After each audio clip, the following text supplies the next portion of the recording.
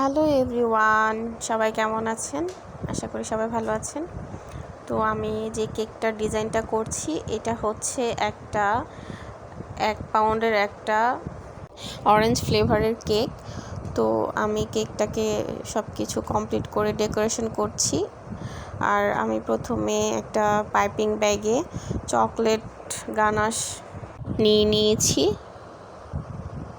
তারপর আমি 2 সাইডে একটা গাছের মতো ডাল দিয়ে দিচ্ছি।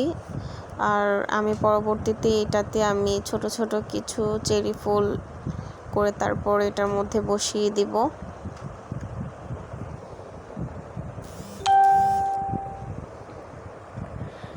আসলে আমরা যারা কেক রেডি করি অনেকে আছে যে যখন আমরা কেক তৈরি করি আসলে তখন কি ডিজাইন করব না করব খেয়ালই থাকে না।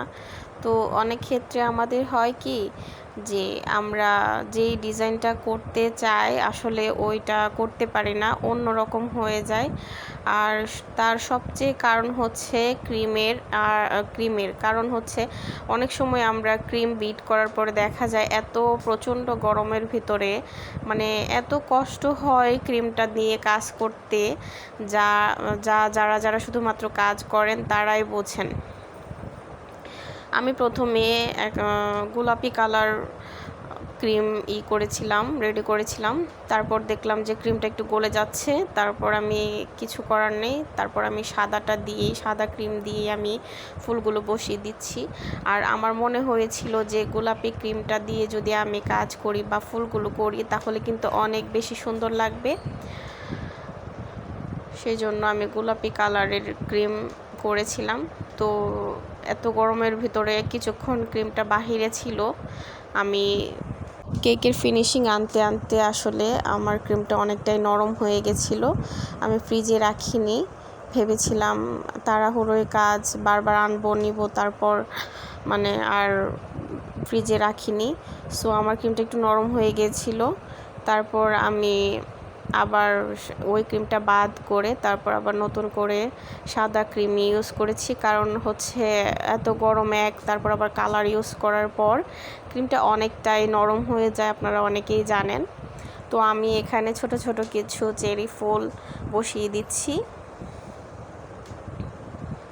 চেরি ফুলগুলো করতে না আমার খুবই ভালো লাগে, কিন্তু তারপরেও আজকে ক্রিমটা অনেকটাই নরম নরম মনে হচ্ছিল, যার কারণে ফুলগুলো তেমন বেশি একটা সুন্দর হয়নি।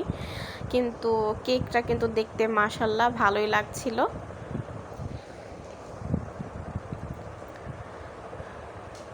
আমি একে একে চেরি ফুলগুলো বসিয়ে দিচ্ছি।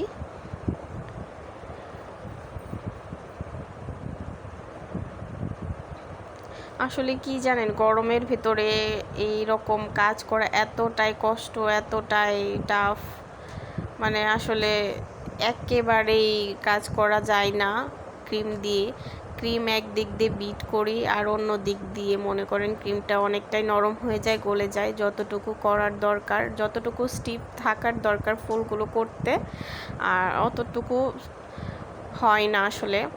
তো আমি খুব কষ্ট করে ফুলগুলো করেছিলাম। আমি আসলে চেয়েছিলাম অন্যরকম একটা ডিজাইন করব, কিন্তু ক্রিমের কারণে আর করতে পারিনি। তারপরও এত গরমে আমি 2-3 বার প্রায় ক্রিম অনেকটুকু নষ্ট হয়েছে আমার। তারপর আর কালার করিনি, কিন্তু তারপরেও যে কালারটা আমি মাঝখানে দিয়েছি ওই কালারের উপরে কিন্তু সাদা ফুলগুলো কিন্তু মোটামুটি অনেকটাই ফুটে উঠেছে, অনেক ভালো লাগছে দেখতে।